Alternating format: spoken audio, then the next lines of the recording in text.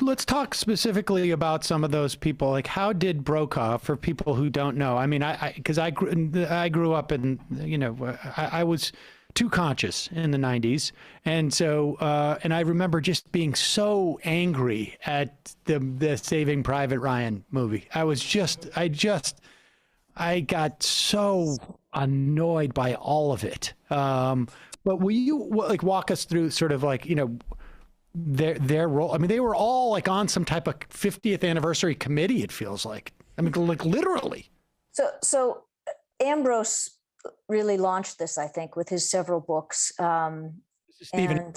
Yes, Stephen Ambrose, the historian, launched it with several books. And he was very open in his interviews about those books, that he grew up idolizing those who fought in World War II.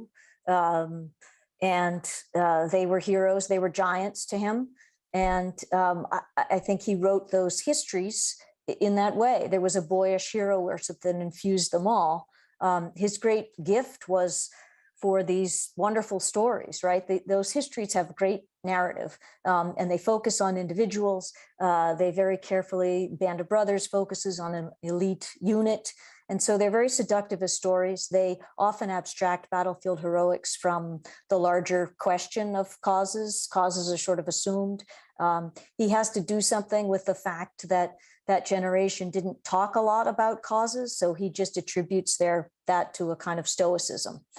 So there's just an absence of that kind of talk, but he has to supply it. And then picking up from there, Tom Brokaw's book, The Greatest Generation, and he clearly acknowledges his debt to Ambrose's telling of the World War II story, gave another name. In addition to The Good War, we now had The Greatest Generation.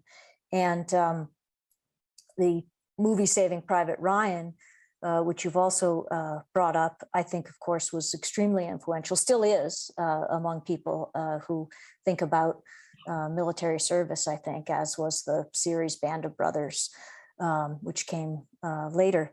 But I think there too, this idea that you would abstract a very small story, and a story that is sort of wildly ahistorical in its celebration of going to find one private, as if that's the most important thing in a war that was, of course, was mass mobilization and had, sadly, no luxury for that. It makes it feel almost like an old-fashioned epic in which one soldier is battling it out against another. And it doesn't look like the World War II movies that were closer to the period. One that I mention in my book is 12 O'Clock High, which is the movie about an Air Force unit. And the emphasis throughout there is that you can't afford, it's the unit that matters. You can't afford to make exceptions for one person. The stakes are too high. And so the individual personality is submerged in that war. And I think that many of the memoirists of the period or later and others recognized that this was not a war about individuals. And so it's a very strange thing to make it one. Well, you assign it this like emotional meaning that can, I guess, buoy the story artificially, or the hagiography, or whatever you want to, or I mean, I guess maybe the mythologizing of the war, because you make it this personal and moral individual, I guess, mission, as opposed to reflecting the true brutality and complex reality. Right. And a lot of the soldiers in the middle of Saving Private Ryan aren't so happy about this mission. But what happens, the sum total of the cumulative effect of the movie, that all of that dissent seems to be washed out by the frame story, which is, of course, the older Private Ryan who comes, he's an old man, he comes to the cemetery in Normandy, and he visits those who died to save him. And so it's very emotional, very sentimental, and it washes out all of those questions that really are raised even by Captain Miller, the head of the commander of the company that has to go save him. I also found there was a sort of subsidiary theme in that movie that I felt was sort of deployed to address any of the questions of like, hey, should we have dropped both those nuclear weapons, or should we have firebombed Dresden? And that was, you can't let one German escape. You cannot have a shred of mercy, or it will come back to get you in the form of the prisoner they captured and let go, who came back and shot one of the guys or something. Like, it was just, and it was sort of the secondary theme, and it was sort of submerged in there, but it was basically like, it was, it was number 6 of your list. Like, we've all got to be on the same page here. What we're doing is completely righteous, and both in a moral and in a sort of like a practical, material way. And I think its focus, you mentioned the atomic bombs. These stories are, for the most part, in the European theater, and I think that's for a reason, because it's a lot harder to wrestle with the Pacific theater. And so I think its focus on that is designed not to have to deal with any of those other issues. And also, that idea of showing mercy and then having that come back to haunt you, which is a frequent motif, I think, that you see in war movies, but not only of World War II, but certainly is one of the running themes of that film.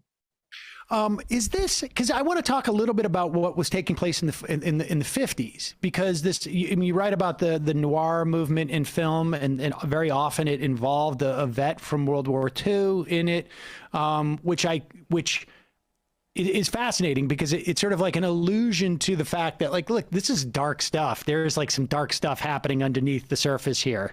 That is a function of, people get just really sort of shattered in war, and they come back and you don't necessarily see it on the surface. But and I want you to talk about that, but also, I guess, like, is this crew of the 50th anniversary folks, Ambrose and Brokaw and Tom Hanks and Spielberg, and are they sort of like our version of the Dunning School in terms of for whatever purpose, creating this myth that we supposedly need at this time, or whatever it was, or for whatever reason that now, hopefully maybe you are a part of that response. I'm wondering just like if there's a parallel there, and what's going on with this country that we need to do this. So I think in one important sense, there's not a parallel. I think the Dunning School was clearly animated by racism, by white supremacy, by a desire to unmake history in its celebration of the lost cause, and in its dismantling of an understanding of Reconstruction that had existed before. So I think in that way it's very different. I don't attribute the same sinister motives to those who mythologize World War II. But there is a similarity in the way the wars have been mythologized, in that I do think that myths born of whatever reason, with whatever good intentions, even if in this case it's a kind of uncomplicated veneration of ancestors, as you attributed to the baby boomer generation, possibly, that these myths always have a double edge, and that in this case, the myth of World War II has, I think, licensed in many ways subsequent uses of American force. And to the extent that we are emerging from the damage done by Civil War lost cause mythology, and I think we are slowly anyway, that can serve as a kind of parallel as we think about what will be the long-term damage of World War II mythology. And I think we're at a moment now, I mean, if you think about it, World War II is only half as old as the Civil War, and it's not sort of sealed off in the past quite yet. And so maybe there is still an opportunity, at least that's my hope, that we can think about it anew, and that might also help us exert more rational restraint in the future application of military force. Talk about that noir period a little bit. But I'm also, as you were saying that, I was also reminded that, I guess in the wake of World War II, or maybe in the run-up, like we started to name some of our bases, and the naming using Southern Confederate generals sort of came into fashion. But I imagine that was just sort of a way of like, we want to make as many people as comfortable as possible in our military, unless, of course, they're not white. I mean, during World War II, right? I mean, that was... Yeah, so the naming conventions really date back to World War One, and of course, you know, the 50th anniversary celebrations of the Civil War occurred during the administration of Woodrow Wilson, whose racism is now, I think, finally certainly has come to light, and I think that he went a long way toward accelerating these practices and to making it, I think, you know, he segregated the federal workforce. He certainly made it a lot easier for regional lost cause movements to have a kind of national foothold. And so the naming of bases for Confederates, and of course, many of those bases are located in the South, and they were made in coordination and conversation with local officials. And so it certainly was a desire, I think, to make people feel comfortable with those bases there. And so that practice gained or continued in World War II. And some of those were old, smaller forts that were enlarged, and then there were others that were new. Some of them have fortunately not survived. I mean, we're still reckoning with 10 forts that have Confederate names, but there were others arguably even more outrageous, like one named for Nathan Bedford Forrest, which did not survive the war, or which was decommissioned soon after. I'm sorry, I keep referencing film noir and then asking you another question. So you can, but I mean, talk about that dynamic. Like, what was going on with that there during that era? So film noir, among other genres, frequently featured the returning veteran. Of course, that was just often a function of numbers, right? There were so many that they were a common feature of everyday life. It was not exceptional to make a movie with a veteran in it. And so many of these noir and other films as well, other genres, drama, comedies, were focused, or at least had tangentially in some cases, this figure of the veteran who returned to a life that was not the one, usually that he had left.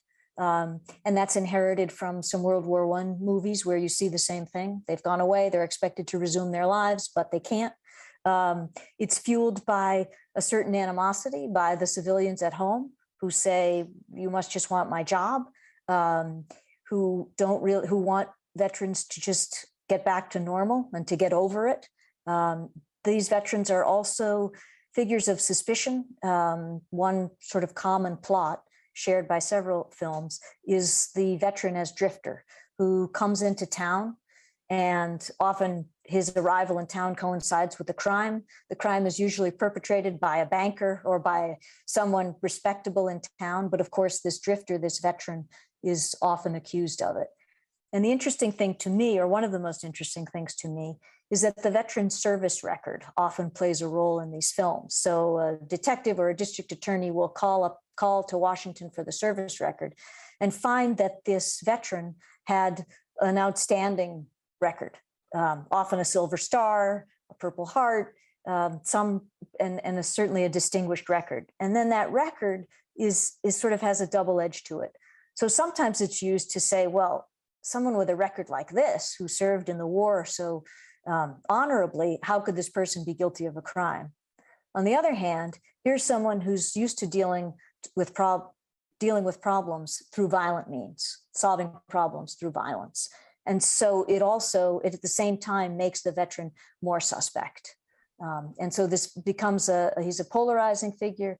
He also becomes a figure that people would rather not look at because they remind him of unpleasant times and of instability. Was that a reflection of like a little bit more of a sort of unmythified or unvarnished look at, I mean, was that a way of expressing the sort of at least ambiguity of the experience of war that somehow just we ended up getting rid of because we needed the sort of the more sanitized version as we moved on as a country? Yes, and I think that's the important part of the sixth tenet of the myth is that the idea that everybody has always agreed with this hagiography, and of course they haven't. And I think that you can see that in films, you can see it in novels, you can see it in the history of the period, and I think that you can also. There's another fabulous place to look for this kind of ambivalence and to look for the fact that nobody really agreed with all of these things until much later. And that's Studs Terkel's The Good War, which was a product of the 80s, so around the 40th anniversary of the war. And Terkel, as you know, this was his great genius, right, was assembling all of these collections, these interviews, and they don't make sense. They don't give you, this was the way it was. They instead give you this, just many different voices, many different perspectives, all colliding and contradicting one another. Sometimes even one person's testimony contradicts itself. But throughout that seems to me to be a much more positive, a much more, frankly, American way of remembrance, of remembering war, of remembering the very different elements of the legacy.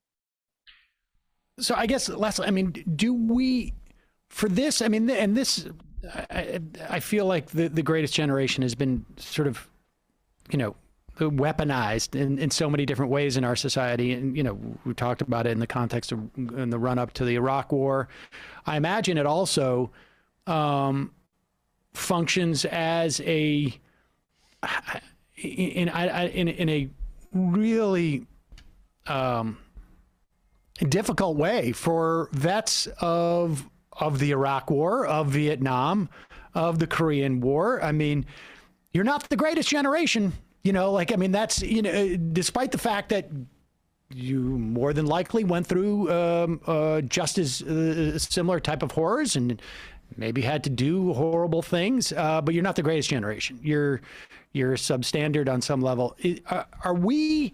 Do we need to wait until a generation or two passes before there can be a full reckoning and a corrective of this? I mean, I would imagine at one point vets of later wars would be like, you know, this is that myth of, I don't know, our older brother or whatever it was, like, is not helpful for us, in addition to being thoroughly untrue, and not helpful as a country in terms of like deciding where we go next.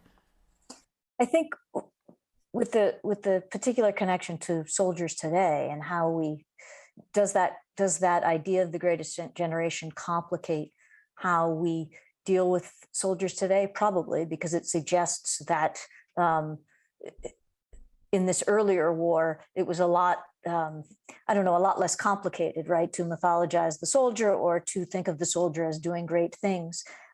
These wars have been nothing like that clear to us. We also, however, respond to soldiers today with a very strange kind of, an enthusiasm followed by a sense of relief that we don't have to deal with them anymore. The thank you for your service motif is one of those things for me, that people feel they need to atone for Vietnam, but they also don't want to spend too much time thinking about what soldiers do. And so then they move on. And I think that's sort of been our response to this war. We were encouraged not to pay too much attention to it, right? The old go shopping idea to these wars. But on the other hand, no images of returning caskets, et cetera, et cetera. Right.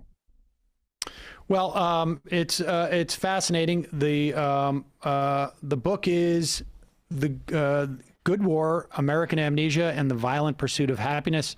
Elizabeth Samet. We will put a link to that at majority.fm. Thank you so much for your time today. Really appreciate it. Thank you. I enjoyed joining you.